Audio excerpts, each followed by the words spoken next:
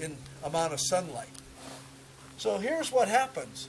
And if you want to see that, feel free to come up here and look, because if you stand up here, or just stay there, and you look right here, you will see this rock is pulled away from the wall.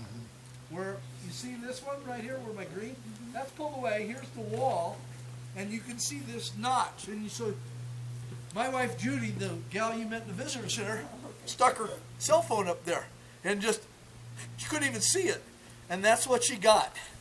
At 2 p.m., it's right there. Now Ken got up there and he realized that they put some rocks up there, and when the sun comes through, it sits right on the bottom of that thing. Right on that V is where it sits. Okay? And so it's there for a few minutes. Now here's what happens at 2:04 to 2:08. Ken calls it a sun dagger. And this sun dagger lights up on that boulder right there. And it's just the opposite of that crack, and it shines down here and it points right into the dirt here. And what Ken realizes, or what he believes, is if we could excavate, and we're never going to be able to because this is sacred ground to the Native American people, he thinks that maybe if we could take all the dirt away underneath this boulder right here, that sun dagger might be pointing to another petroglyph on that rock. Like Chaco Canyon. Maybe like Chaco Canyon. Yep. We don't know. We'll never know. But to see that and realize that that happens for 4 minutes is incredible. Okay?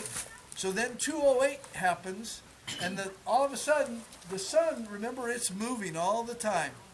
And it's going behind this rock over here. The sun dagger gets smaller and smaller, and it just disappears. And it's gone. Then we go 45 minutes with nothing.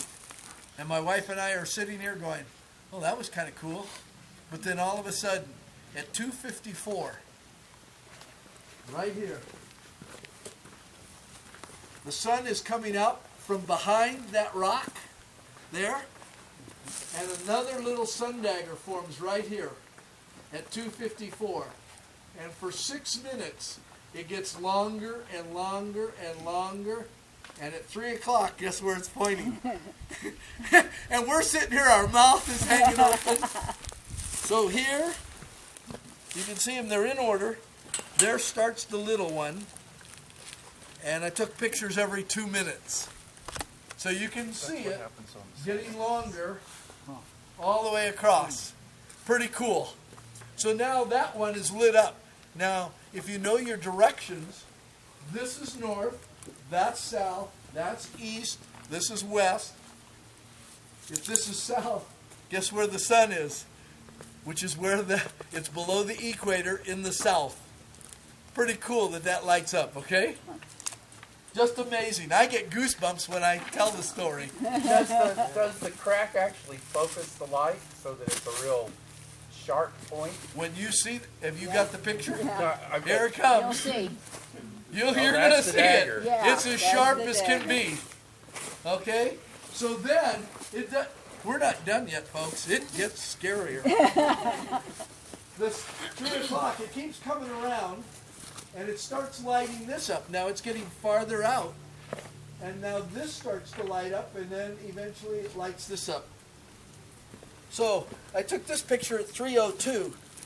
There's the animal right there. Here's the sun lighting up. This is that animal right there. So the sun is coming around right there. There's that deer right there in that picture. And then flip it over on this side. Here's the sliver stone. And you can see what happens from 3:04 to 3:08. So watch that. Okay? So as that's going around, you've got a picture that I can use here. I didn't know if you wanted them back this second. Well, I will, but it doesn't really matter. So, here is Ken's photo. Now this is going to come around to you. Now, I think he took his picture a little different time of year, but this is the same. This is the sliver stone up at the top. Can you see it right there? The light, I'm going to pass it around. I'm going to hold it. Can you see what I'm looking at? And it casts a shadow. Everybody see that? Pretty amazing. This is his picture. I think he may have